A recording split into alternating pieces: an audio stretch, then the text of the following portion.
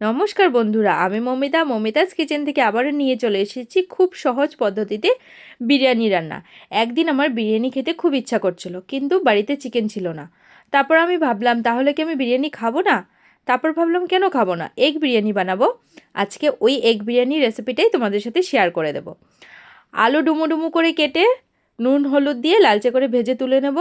তারপর বেশ খানিকটা তেলের মধ্যে বেশ খানিকটা পেঁয়াজ বেরেস্তা বানিয়ে তুলে নেব।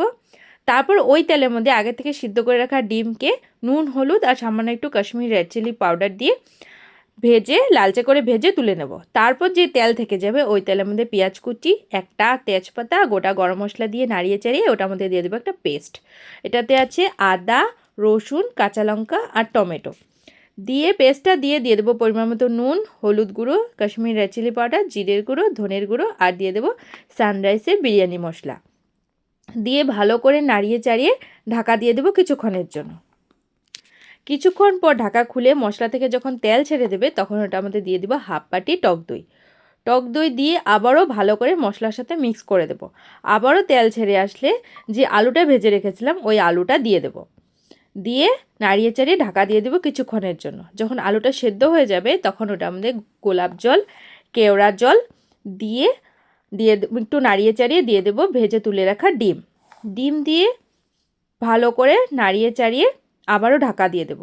কিছুক্ষণ পর ঢাকা খুলে যখন হয়ে যাবে তখন ওটা থেকে আমি হাফ পরিমাণের মতো ডিম, আলু আর মশলা তুলে নেব আর হাফ পরিমাণ কড়াইতে থাকতে দেব।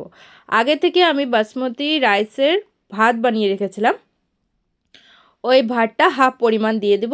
দিয়ে যে আমি মশলাটা তুলে রেখেছিলাম ওই মশলাটা দিয়ে উপর থেকে বিরিয়ানি মশলা দিয়ে বেরেস্তা দিয়ে দিয়ে দেবো। যে হাফ পরিমাণে ভাতটা রেখেছিলাম ওই হাফটা দিয়ে দেবো।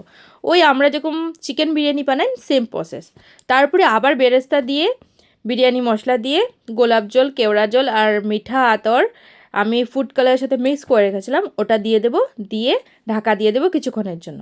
কিছুক্ষণ পর ঢাকা খুললেই বাস রেডি হয়ে গেলো আমাদের এগ বিরিয়ানি। যখন আমি ঢাকাটা খুলেছি এত সুন্দর একটা স্মেল করছিল না, খুব টেস্টি হয়েছিল, খেতেও খুব দারুণ হয়েছিল। তোমরা এই প্রসেসে একবার বানিয়ে দেখো, খেতে খুব ভালো লাগে আর খুব ইজি প্রসেস। যদি আমার ভিডিওগুলো ভালো লাগে আমার চ্যানেলটাকে লাইক অ্যান্ড সাবস্ক্রাইব করে দেবে। কারো কোনো নতুন ভিডিও দেখতে ইচ্ছা করলে আমাকে কমেন্ট করবে, আমি নিশ্চয়ই নিয়ে আসার চেষ্টা করব।